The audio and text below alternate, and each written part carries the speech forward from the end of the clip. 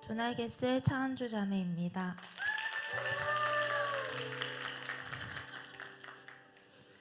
은혜 속에 몸과 마음을 푹 담근 채 행복을 누렸던 양육반과 가치관의 충돌이 심했던 제자학교를 수료한 후 저에게는 기도 제목이 있었습니다. 그것은 복음에 대한 확신이 생기고 내가 주도하는 사랑이 아닌 주님의 사랑으로 사랑하게 되는 것이었습니다. 그동안 많은 행복 모임에 팀원으로 함께 했으며 행복 모임 학교에서 인도하는 법도 배웠고 제자학교를 마치곤 행복 모임 리더로 세워지기까지 했습니다. 그럼에도 저는 행복 모임을 인도하고자 하는 마음이 없었던 것 같습니다. 과제여서 할 뿐 마음에서 우러나오는 진심은 사실 없었습니다. 목사님과 교회 성도님들의 간증의 내용이나 성경 속에 있는 엄청난 표적과 기사들을 경험하지 못한 저는 부끄럽게도 나만 복음을 누리지 못하고 있다고 생각했었습니다. 또 행복 모임에는 그런 강력한 역사가 반드시 일어나야만 하는 줄 알았기에 제가 인도하는 행복 모임을 기대할 수 없었습니다. 그러나 매 훈련과 말씀의 자리에서 듣는 복음의 이야기는 저를 복음에 대한 확신을 사모하고 기도하게 만들었습니다. 저는 더딘 것 같았지만 꾸준히 있어야 할 자리를 지켰습니다. 그러다 맞이한 제자대학 2학기 첫 시간 위대한 부르심 강의를 통해 하나님께서 나를 우리 교회로 불러주신 이유와 나에게 기대하고 꿈꾸신다는 것을 알게 되었습니다. 우연이 아니라 철저한 하나님의 커다란 계획과 인도하심으로 2002만 세계 비전의 또 다른 사명자로 부르셨음에 확신이 들었습니다.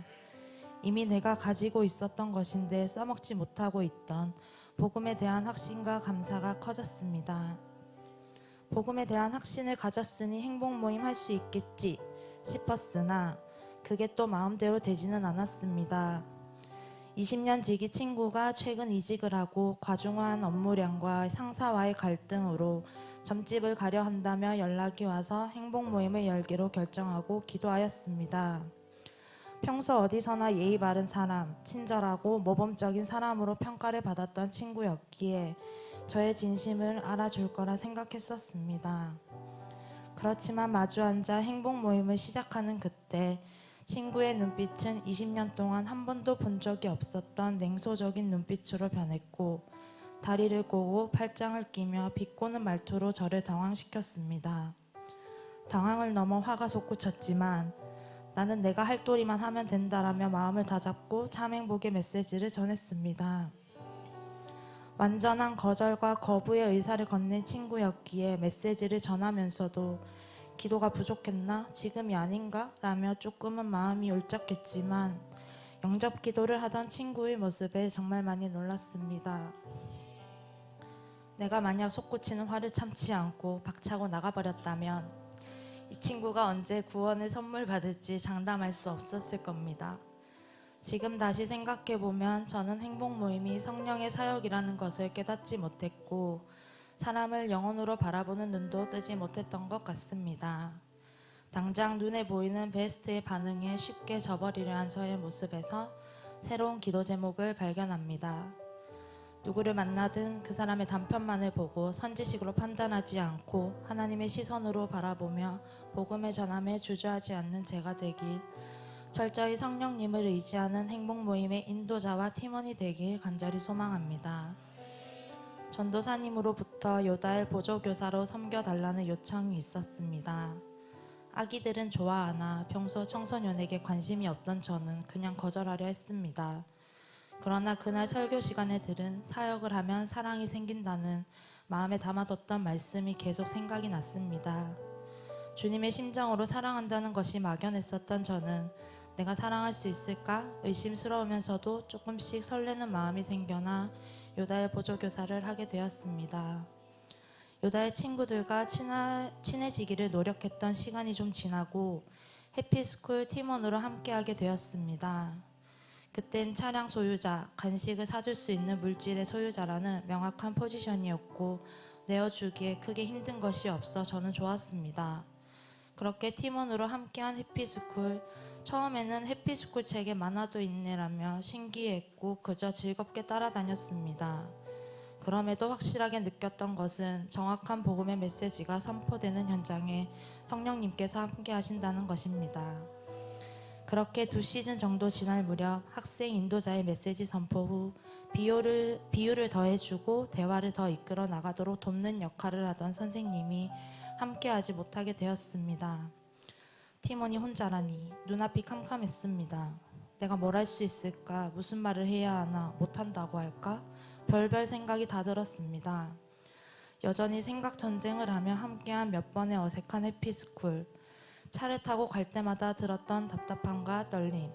그때까지 저는 기도하지 못하고 물리적인 이동만 하고 있었습니다.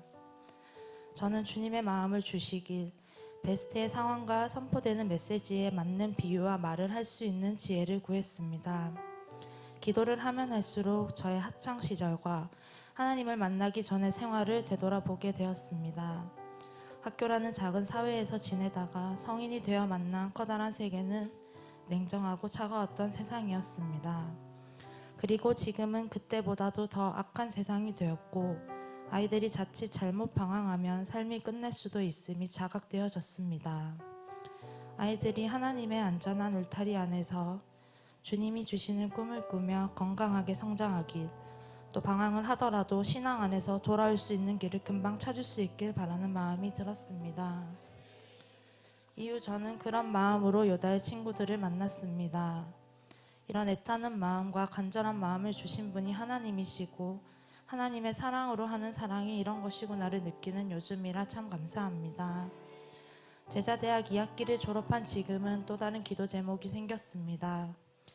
그리스도의 성품과 순종입니다. 나의 계획대로 생각대로 되지 않는 일들과 사람들, 혼자만의 세계에 갇혀 있지 않고 예수님의 마음과 가치관 속에서 말씀에 순종하는 삶을 살길 기도합니다. 가장 안전한 것을 추구하는 제가 가장 안전할 수 있는 방법 또한 하나님의 말씀에 순종하며 인도하시는 길로 묵묵히 걸어가는 것임을 잊지 않고 발을 내딛겠습니다. 하나님의 말씀은 살아있고 활력이 있어 좌우의 날선 어떤 검보다도 예리하여 혼과 영과 및 관절과 골수를 찔러 쪼개기까지 하며 또 마음의 생각과 뜻을 판단하나니. 히브리서 4장 12절 말씀. 아멘. 사랑하는 담임 목사님, 언제나 열정적으로 찬양과 기도를 하시고 비전을 위해 한결같이 달려가시는 목사님이 너무 멋져 보이시고 저도 그렇게 되고 싶다는 마음이 점점 커집니다. 복음 하나밖에 모르시는 목사님이 우리 목사님이셔서 너무 좋고 감사합니다. 목사님께서 이 교회를 앞선 믿음의 선배들과 내가 이렇게 지켜왔으니 이제는 너희 차례다 라고 늘 하셨던 말씀처럼 주님이 세우시고 쓰시는 우리 교회를 위해 같은 말, 같은 마음, 같은 뜻, 또 같은 온도로 함께 지켜나갈 것을 약속드립니다. 신실하신 나의 하나님 아버지는 언제나 저의 기도를 위해 일하고 계셨습니다. 알아차리지 못하고 기도응답이 왜 없냐고 투정도 부렸는데 참 죄송하고 감사합니다. 만들어 쓰시는 하나님을 신뢰하며 완전히 맡기고 따를 수 있도록 더 노력하겠습니다. 주님을 사랑하는 그 사랑만으로 충분한 제가 되길 기대하며 사랑하는 나의 하나님께 모든 감사와 영광 올려드립니다.